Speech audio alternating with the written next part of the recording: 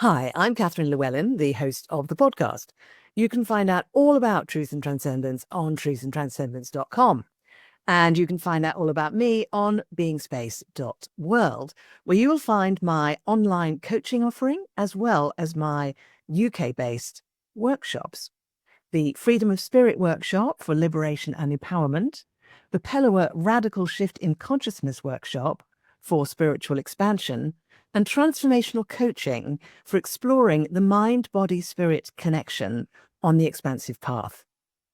You can also support the podcast by actually making a donation. I hope you enjoy the show. Welcome to Truth and Transcendence. You can find all our episodes on truthandtranscendence.com. I'm delighted today to welcome special guest Cesar Cardona, who's here today to talk about Psithurism and a number of other things. And if you immediately think you don't know how to spell that, nor did I, until Cesar introduced me to that word. Cesar is a mindfulness-certified public speaker from Rice University. He draws on mentorship from storyteller Rebecca Armstrong and teachings from Sri Lankan and Tibetan Buddhist monks. He's also a musician, writer, and podcaster.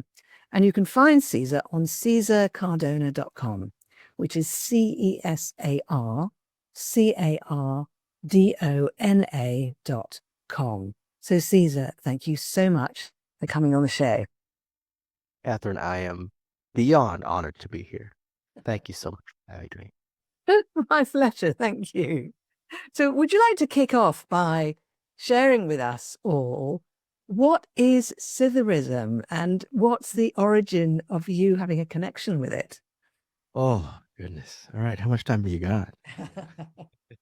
Yeah. So Psithurism is the definition of the word is the sound of the wind blowing through the trees. So when you hear the trees having that very calming sound of wind just playing with it, running through it, kind of, rushing his hands through the hairs of the tree. That's Psithurism. And it's if anybody's looking it up, it's Psithurism.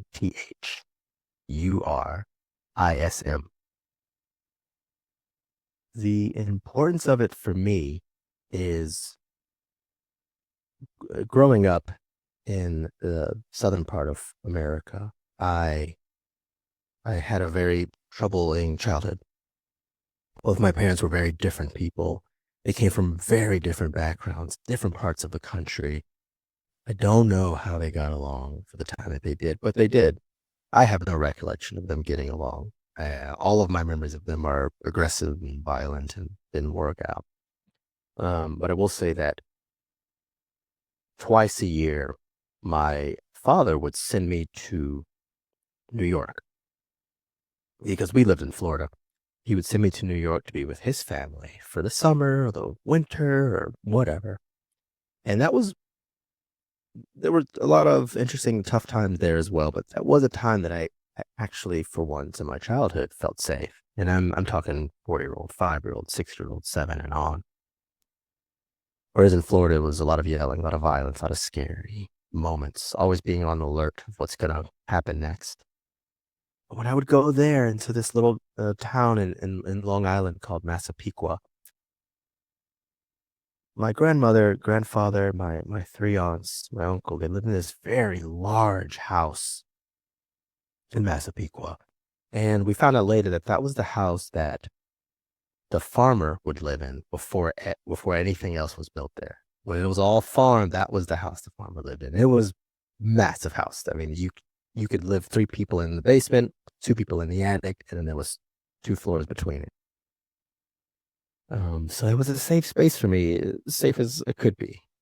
And I remember very, very young, at 3 years old, 4 years old, 5 years old, I would go outside on this brick patio that they had there, and I would just sit. And I don't know what prompted me to sit there, but because it was so calm and a little more peaceful there was a sense of safety that I felt. And very often the wind would just blow through the trees. It would just kiss every single leaf of the tree. And I would always feel this deep rapture that, a 5-year-old couldn't explain, but something just changed my there and now, that moment. And I felt completely compelled to, I it felt like the separation between me and that sound or the action of the wind in the trees meeting. It felt like that separation had been vanished. And all of my life, I felt that. And then there was a time where I went through some trouble in my life and it just went away. I stopped noticing it.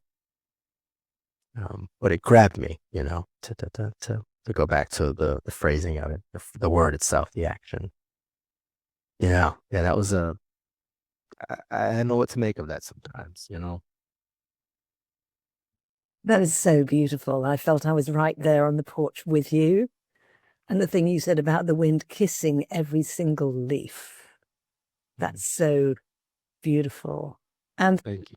and the thing about the division or the separation between you and the beauty of the Psithurism vanishing, that's a very beautiful experience, isn't it? Is that and you say that there were difficult times in your life where you lost touch with that, but then you reconnected with it again.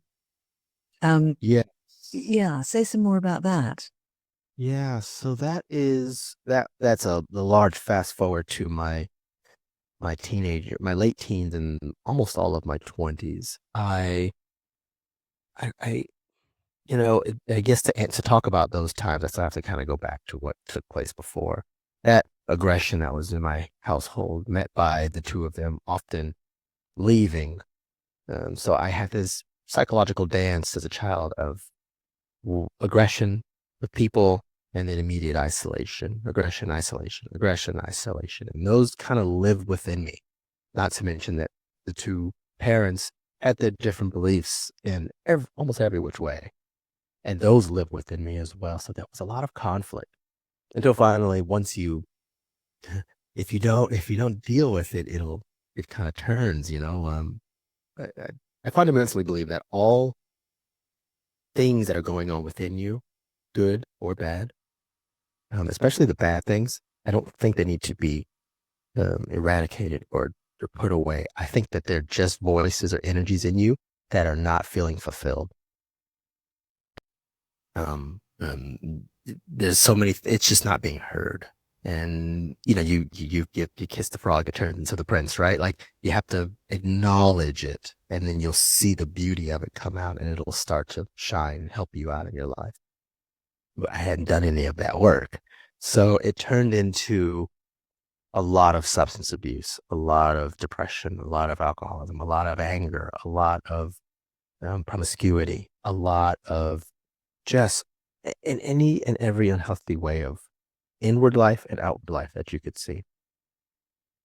And in all of that comes the layering over the purity of being a human being a conscious being in this human experience.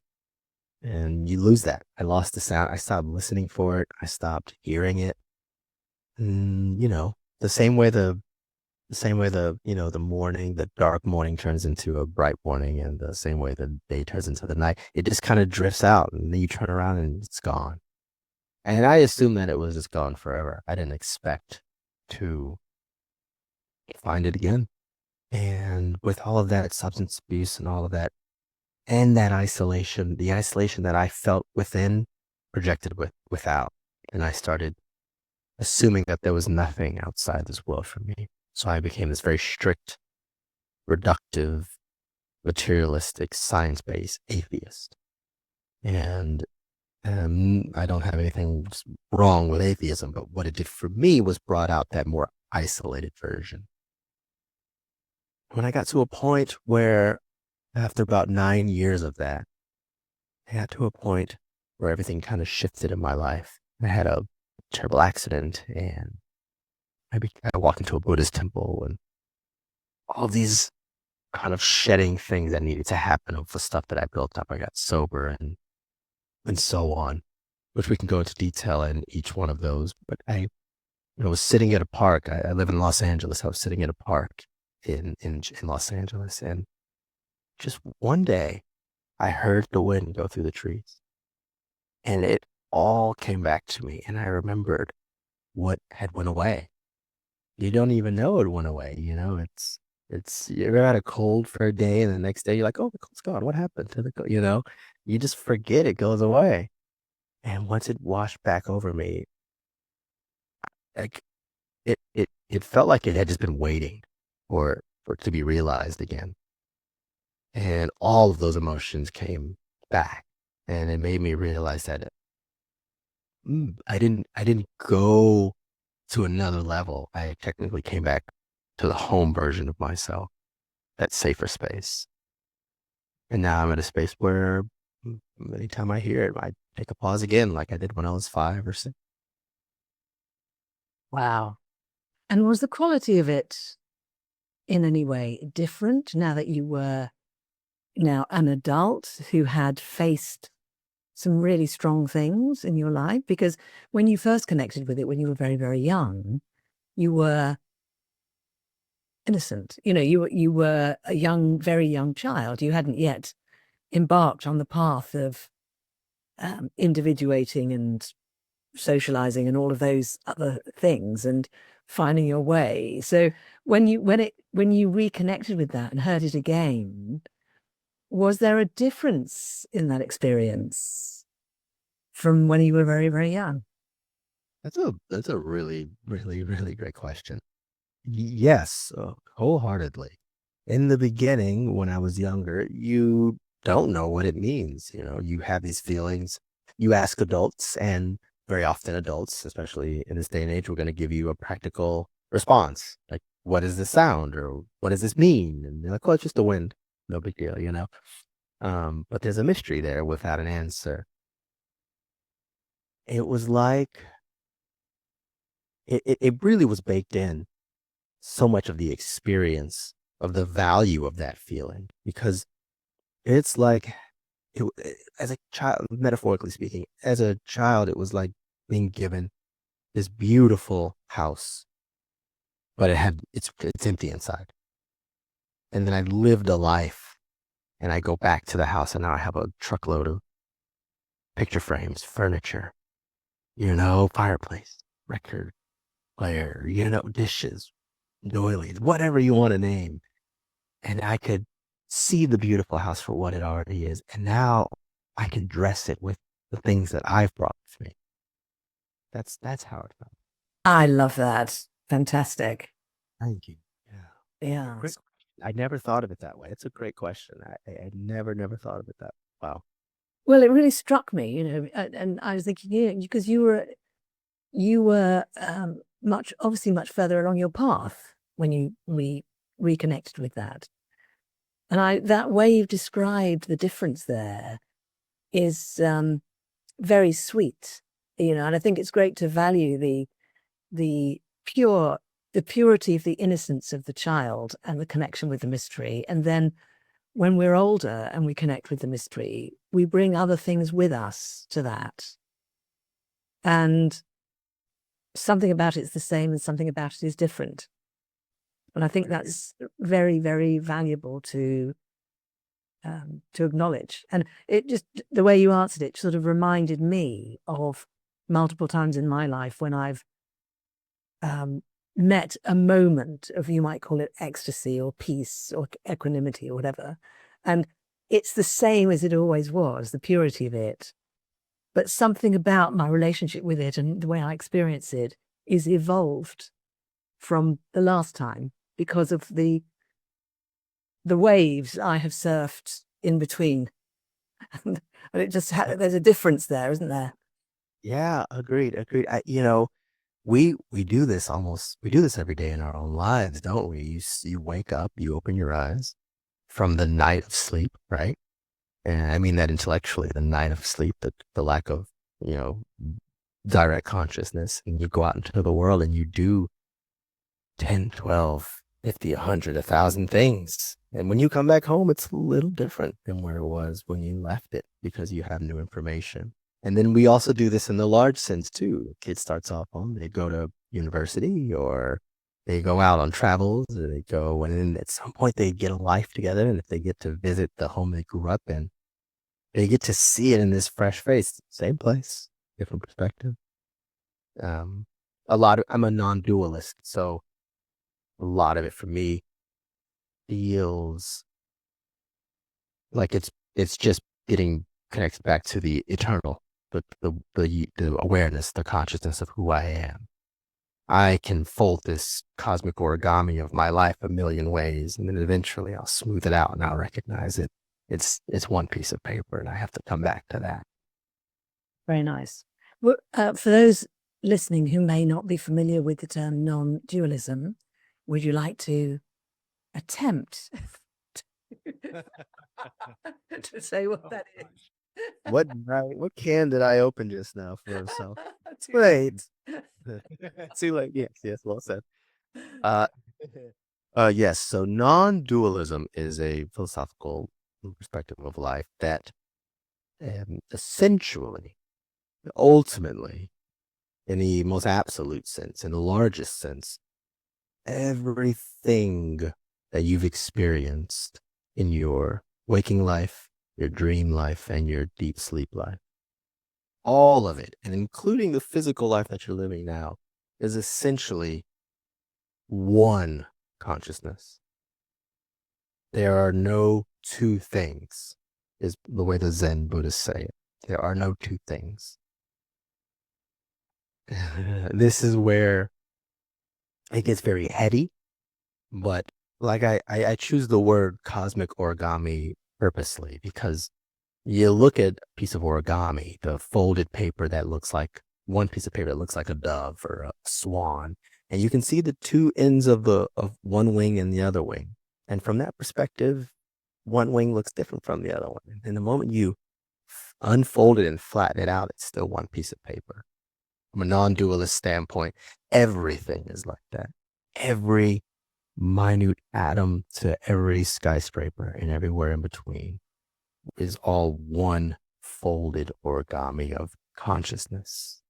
And that oneness is who we all are. There are no two things. We seem different, but we're not. We are all one. Yeah, lovely. And how did you find your way to connecting with that beautiful perspective? With non-dualism, yeah. So it's very interesting. I am a Buddhist, and majority of Buddhist practice and Buddhist lineage, and Buddhists are dualists actually. Majority of them, and Buddhism helped me. I said this yesterday a couple times, ironically or coincidentally. Buddhism didn't give me anything. It taught me how to remove a lot of things. Maybe the only thing it gave me was the tool to remove a lot of things. This Swiss Army knife of intellectual practice, right? And when I was able to do that, then I could say, okay, now that I'm at what feels like closest to the most purest version of me, what feels most real to that? And from there, I found Joseph Campbell. When I found Joseph Campbell, there was a lot of reorganization of what I perceived things in life were. All of things, the practical, the storytelling, the mythological, the religious, the symbolic, and so on and so forth. And through that, he had mentioned the Upanishads often. He mentioned the Upanishads a lot, which is an ancient Vedic text. It's even before the Hinduism that we know of now. It's written 5,000 years ago. And those books, there's a little over 100 of them. I want to say 108. I could be wrong, though. I think there's more, actually. Every one of those books just talks about consciousness and how we can remind ourselves that we should resonate with the awareness of who you are, not with your body, your thoughts, your mind. Very important, and those things are, of course, we have to live in this world. But what you really are is that consciousness. And every one of those books just find different ways to try to explain it to you of this non-dualist nature. And I it's one of those things where you read something or you hear something, you're like, I don't get it, but I know something is there. You can tell something's there, you know? And I just kept reading into it. I kept reading these books over and over and listening to podcasts. And then I conceptually got it. Theoretically, I got it. And then one day, I was on the highway too, by the way. I was on the 405 in Los Angeles, and I was listening to a podcast, and the Swami said, if you look at a piece of gold, nugget of gold, if that gold becomes a necklace or a ring or an earring or a plate or whatever it is, that's the form it takes. It still is essentially gold. At some point, it'll go back down to just being gold. And that is what your consciousness is. And it not only, at that moment, it changed from conceptual, intellectual, theoretical, and my body felt it. And I looked around on this highway and I saw all of these, again, these little, these origamic iterations of the oneness of it. And it wasn't something I chose. It grabbed me, and now I just can't see it any other way. I can't unsee it. So to answer your question, I guess that's the answer. It really opened itself up, and everything in my life now looks different. Everything looks different for the better. There's a lot in the way you describe your important experiences that to me is about the strong element of receiving. So you were receiving the Psithurism of the wind through the leaves. You were receiving the return of that experience, you know, and receiving the experience of non-duality. And sometimes when people think about being in a receptive state or receiving, they assume that there's no action involved. And yet you were taking action. You were taking many actions that took you to places where then you were able to receive the experience. So it's a you know, like the top level of the way you describe it sounds about this is all about receiving. But then if I listen to your words a little below that, there's and I found this writer, and I read and read and read and read and read and read, and then I received. And that's a beautiful reminder, I think, for me and for any of us, that we need to do the work and be open to receiving. My goodness. Thank you again for saying that. One, I received what you're saying. And two, yeah, that's a great point. It's something that I just missed. And I missed. That's probably not the correct way to saying it. I'm just participating in it. So sometimes it's difficult to step outside and look at it. That's a fantastic observation. A lot of my revelations are to receive something. I'm not actively trying to put something to fit what's washing over me, and then I put it into the action after that. Yeah, you're right. Oh my goodness, that's a really great point. Thank you for saying that. That actually gave me a lot of like um humbleness and a bit of stability, a little more in my life story, I guess. Thank you for saying that. My pleasure. My pleasure. I think that's part of our role in each other's lives, isn't it? To receive each other, and sometimes that will stimulate an insight, you know, that we can then share back to that person about what we're seeing, you know, the beauty or the wisdom or the purity or something that we're witnessing in someone else. That it's hard for us to see for ourselves. And I get the same. I have people saying things to me where I go, oh, thank you for saying that. Oh, I think perhaps it helps integrate some wisdom that we have. It helps us to integrate that wisdom and own it and know that it is ours. But it's a very layered, nuanced journey that you're talking about, it seems to me. So how did you then end up being a speaker? Yes, so this was very, very, very fun. This is one of my favorite stories to tell lately because it was completely unplanned. What do you know? I actually was received this too. My goodness, now I'm seeing everything in this whole new prism. Thank you for saying that. So I was invited to a Joseph Campbell roundtable, and I was in a play. This was years ago. This is before the pandemic. I was in a play, and this woman walks up to me after the play and says, "Do you know who Joseph Campbell is?" And I knew of him a little bit at the time. I said, "I do. I'm a fan of Carl Jung, so I know that he was somebody who really appreciated him." But I couldn't point out Campbell if I saw him. And the name didn't sound like Sigmund Freud, Carl Jung. It sounded Joseph Campbell. So I thought he was like, some 25-year-old, 30-year-old guy who lived today. And so she said, "I have this roundtable if you're interested in going." I said, "Sure, I'd love to." She said, "It's next week." I said, "Yeah, of course, no problem." And I thought to myself, I'll just go buy a book of his and I'll read it for the week, and then I'll go from there. And it's The Hero with a Thousand Faces, which if anybody has read it, you're not going to read it in a week. You're not going to read it in a month. It is very dense. I bit off a little more than I can chew. However, just around that time, the pandemic happened and everything stopped. And I was given this beautiful, this is a silver lining, I was given this beautiful boon of having all this time now to find out about Joseph Campbell. And so I found that out and I read that. And these are the things I look for in my life quite often, is like that silver lining thing. The podcast that my partner and I started, it's called Beauty in the Break.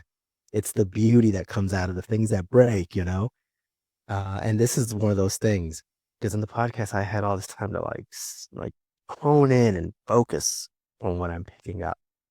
Time comes, everything passes, and the roundtable kind of gets itself back together again. This is years after the pandemic. And they sent a mass email out saying the roundtable is coming back. And it's also ran by Joseph Campbell's wife. I'm sorry, excuse me. I apologize. Joseph Campbell's wife's friend, excuse me. Joseph Campbell's wife passed away. Jean Erdman is her name. She was renowned in her own space as well. She's a famous dancer. Her friend, who lives just a city over from where I live, had this roundtable, and Jean would stay there sometimes after Professor Campbell passed away. The friend would host these roundtables, and on top of that, the speaker at the time for this event was someone who knew him for 2 decades, Joseph Campbell. Her name was Rebecca Armstrong, and I didn't know this woman.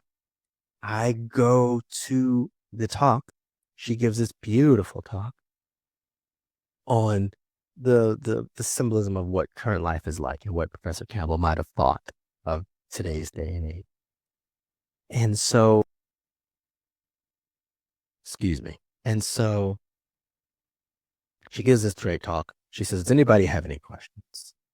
And one woman raises her hand. She gives a compliment. And another gentleman raises his hand, and they have a bit of a dialogue. And then I raised my hand and I mentioned one thing that she brought up that reminded me of something that was really important to me.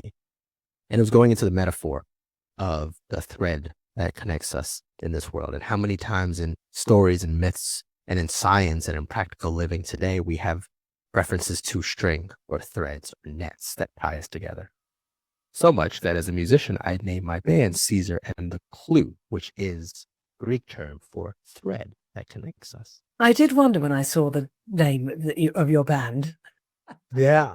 So CLEW is one of the phrases used for the Greek myth of Theseus and the Minotaur, where Theseus wants to go find this Minotaur in this labyrinth, and Ariadne gives him this thread and says, "You go into this labyrinth, you slay that Minotaur, and then use the thread to connect yourself back to the world." And that thread is a symbol of what connects us all, because your job is to go inward into your own psyche, the labyrinth of your psyche, and battle your own dark nature, your own Minotaur. And the thread is what connects you back. So I named my band Cesar and the Clue. And I say this to her, and she goes, "Stop right there." She goes, "Do you see what he's doing here?" And she pointed this out to the audience. And she says, this is the right way to do this, or whatever she said. And she pointed at me and said, "You should be here." And then she turns to the host of the talk, of the roundtable, and she turns to her and then points back at me and says, there's your next speaker. No, I'm not a public speaker at this time. So I'm sweating bullets because I'm like, wait, hang on. Whoa, whoa, whoa, whoa. I'm just asking questions, lady. I don't know what you want from me, you know? So then she says, get my information. And if you're interested, I would love to talk more. And by this time, I was like, absolutely. Of course, without question. I was already so invigorated in this sort of metaphor, myth, and who are we and what are we supposed to be doing here, and so on and so forth, that I was to the brim with information, but I don't know how to disperse any of that stuff. I was just living with it because I liked having it, you know. That being said, she mentored me. And she had been a public speaker for a long time, a storyteller. Clearly, she knew Joseph Campbell for the last 20 years of his life.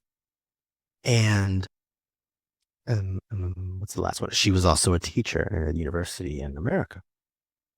And so she gave me all this great guidance in so many ways. And then I had to take the leap on my own, right? Of course, at some point, the teacher says, this is your turn. You know, what's the Aesop fable, the Hixaltus? You leap here. It's your turn to jump. And living in Los Angeles, I couldn't find any speaking places that would hire me because I didn't have a speaking experience. Now, there's your cultural, secular cause and consequence, right? You need the job to get the experience, but you can't get the job because you don't have the experience, and so on and so on. So what I did was I rented an event space near where I live.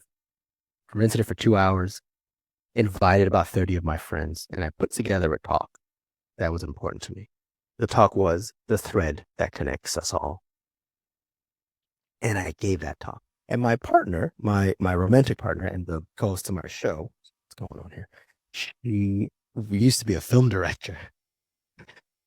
And she propped up 2 cameras there.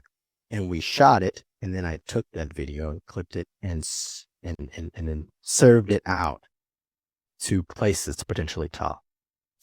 And I started getting some callbacks. Places from schools in the city here, from spiritual places like Unitarian Universalist churches and spiritual wellness events, and then companies as well. And from there, I've been able to just keep networking as much as I can. What are we? I don't know when you're planning on dating this, but let's just say December. So in the last 7 months, I've done 14 speaking engagements, which is a lot. I had one last Sunday. I have one this Sunday. I'm quite inundated in it. But for once in my life, the tasks that it's given to me, I feel naturally equipped to do it. I just have to go and do the legwork. It's a very long way of answering your question, but it was a necessary tale because I didn't plan any of this. Again, I just received this woman saying to me, you should be. And I called to action to it.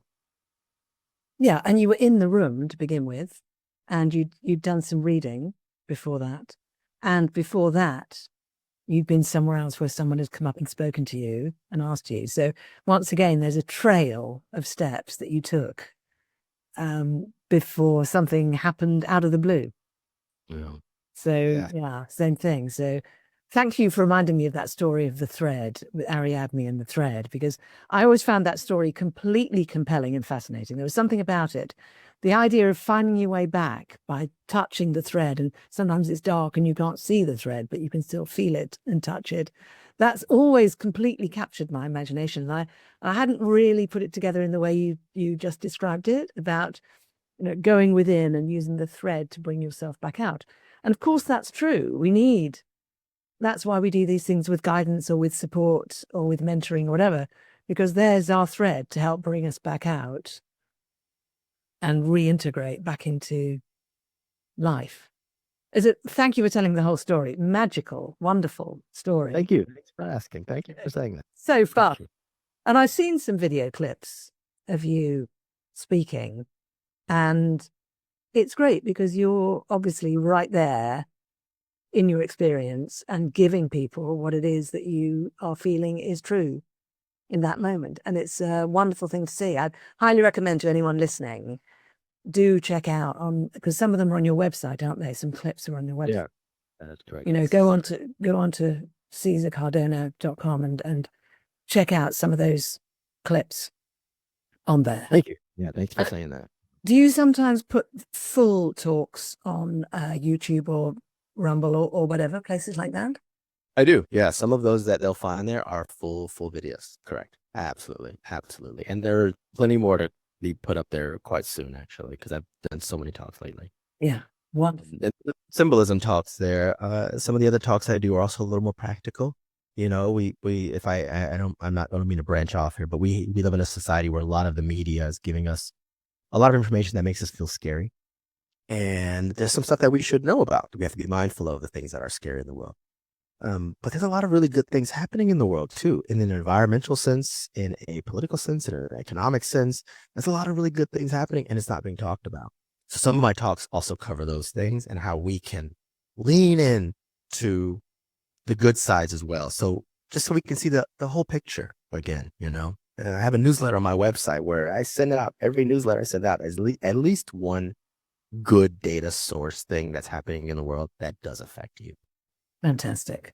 No. So good. I think we need that. We need that. I've heard people sometimes say, oh, things are getting more violent and worse, etc. You know, and I'll say, well, if you actually look at this piece of data, there's actually less violence now than there has been. Yeah, well, why does it seem like there's more? Yeah. Have you heard of the internet? Yes. Which, by the way, it's in the word, by the way, internet. There's your string again. There's your thread that connects us all. Oh, yeah. It's right in the word, and we're doing it. We're participating in it, you know. BCS, you know, the story, whether it happened or not, is secondary. But in the story, the man's not thinking, oh, this thread means what connects me to the world. It's a conscious thing. He's not thinking that. He's focused on the here and what's going on. And we're participating in it too. I actually know him, or we knew him when we were children. And oh, really? I remember he told us about it when he was late teens. So he had this idea for connecting the whole planet with information and creating this thing. We all thought he was nuts. We didn't understand any of it. He was always a brilliant, brilliant man and a very, very honorable, pure-spirited man. And then who was it? His name is Tim Berners-Lee. Okay. Now been knighted in the UK. Oh, wow. Tim Berners-Lee. And then when he created it, and people were saying, great, you can make a fortune with this. He said, I'm not going to do that. I'm going to give it away. That's my purpose in doing it. I want to give something to the global community. There you are. Use those exact words, but that was his intention and his purpose. Absolutely. Incredible, incredible gift. Yeah, that's a beautiful thing to say, and amazing that you knew him. Yeah. I don't see him much now. You know, he's very internationally busy, but we have get-togethers on Zoom sometimes between the two families. You know, the two families used to go on trips together and stuff years ago. Oh, that's fantastic. You know, so yeah, it was a very pure intention right at the very beginning, which not everyone knows that because they just know about the technical side. Sure. So you're absolutely right. That net in there and web, same thing. In the web, precisely, absolutely. The metaphor doesn't change. Excuse me. The geographical and societal and cultural details change. The message stays the same, constant. From a scientific standpoint, we are matter, which is made of atoms, and inside those atoms there's quarks, and inside those quarks there's these little waves that we're all made of. So essentially we're all made of these little waves, and that practice and those waves and that actual theory is called string theory. We do this everywhere. We just have to recognize it. And when you recognize it, just the world lights up for you. You just can't not see it anywhere. Well, that does lead on to the final questions I want to ask you before we wind up. So, again, kind of tuning into the world, and as you've reminded us, there's a lot of really good things happening. And my feeling is there's a lot of people in the world who are trying to be part of the solution in different ways, whether they are trying to stand for their sovereignty in their own leadership, in their own lives, or whether they are running businesses or they're facilitating communities or whatever it is they're doing. And some of the people who are listening to this show right now see themselves in that way. In fact, I would suggest probably quite a few of them see themselves in that way, and they're trying to be part of the solution. Is there something you would like to say, particularly to those people, in relation to some of what you've been sharing with us today? Yeah, absolutely. I want to try to keep this as condensed as possible. Every time I say that, though, I don't hit the mark on that. But I'll make another attempt because life is just a bunch of trying, right? First thing first, start off by being kinder to yourself. That's the first step. If you're kinder to yourself, you're not as rigid. If you're not as rigid, you're more free flowing. If you're more free flowing, then you can activate and respond more accordingly. If you can respond more accordingly, then your actions have more effect on people. So, and if those actions are informed by your beliefs and you're being kind to yourself, then your actions will be kind, right? And then in a little more practical sense, once you're out in the world, remember that we are in a society of abundant information. And a lot of us still live in a scarcity mindset. We haven't done a full upgrade to an abundant mindset. And it doesn't have to be spiritual. It's spiritual for me, but it doesn't have to be. You just got to recognize the beauty of all that's available to us right now. And the gatekeepers in the world, and I'm not blaming them. It's just the way life is. We always will have gatekeepers, but the people who had information originally don't have control over it now. And we have so much of it. So let's remember our place in this story, in this narrative, the mystery of the human experience. And you listening, whoever you are, the jewel, the diamond, the precious gem that you're searching for is actually within you already. You don't go anywhere for it. You have it right where you're sitting, right where you're standing, right where you're driving. And then from there, you go out into the world with that in mind. And you can find these actionable takes.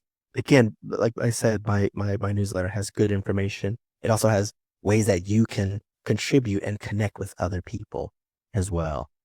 You can take more actionable cases like B Corporation. There's a whole company that gives a framework of how other companies can make a profit, but pay and treat their employees fairly while making sure their output as a company is better for the environment and holding their shareholders and investors accountable to the same moral ethics as well.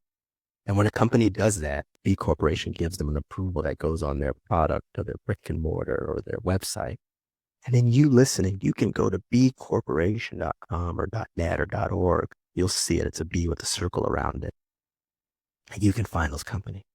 And you can participate in making sure those companies are getting more funding because you're voting with your dollars. And that brings us together a little more again. And, so in your day to day, you can connect in that way. And then when you're sitting with another person to bring this home here, when you're sitting with one other person, like Carl Jung says, learn as much as you can about the human experience. Learn as much as you can about data and details and the mind and the psyche. And then when you're sitting with one person, when you're sitting with another human being, just be a human being. Beautiful. Thank you so much. Well, let's just remind people where they can find you, which is CesarCardona.com. And that will be in the show notes also. Cesar, we've talked about a lot today. It's been absolutely fascinating and I've loved it. Has there been for you a favorite part of our conversation today? Yes, absolutely. The fact that you have the ability to just reach right into something I'm saying and pull this out and I go, oh, I didn't even see that there. Oh, yeah, that's right. Yeah, that's true. That's me. Yep, that's me. Thank you. My favorite parts are you finding these revelations. The two main one in particular of the coming back to Psithurism and seeing how much how it has changed or how it has transformed. And then finding out that thought of me being appealed to the revelations, things that are being reflected to me instead of going out and grabbing it. So that's been because those are the learning experiences that'll change my life. So thank you for that. You are an absolute blessing on this earth. Oh, thank you so much. Well, I've really enjoyed that as well. One final thing I'm going to ask you for, Cesar, if you're happy to, do you have for the listeners a reflection question or a contemplation question that they could take away to help them connect more deeply with some of what we've been talking about today? Oh, yeah, absolutely. Yeah, I love this one. I think about this a lot, and I have this question to people often. So we almost always have that question where you've seen it online, maybe people have said to you in person. What would you tell your younger self? What advice would you give your younger self? I like to think, wherever you are right now, what advice do you think your older self would give you now? That's the one I think about the most. What advice do you think your older self would give you now? Beautiful. Yeah. Thank you so much, Cesar Cardona. It's been so wonderful having you on the show. And thank you to all our listeners. That's all for Truth and Transcendence today. You can find our other episodes on truthandtranscendence.com. Be sure to give us a thumbs up, a 5-star rating, and share with your friends. And comment on what we were discussing today. Have a great week, and I'll see you next time. I hope you enjoyed this week's episode. It really helps if you give a thumbs up, a 5-star rating, a review, and share with your friends. If you're looking for transformational coaching or an intensive transformational weekend workshop experience, I can help with that. You can actually help the show by making a donation. Until next time, take care.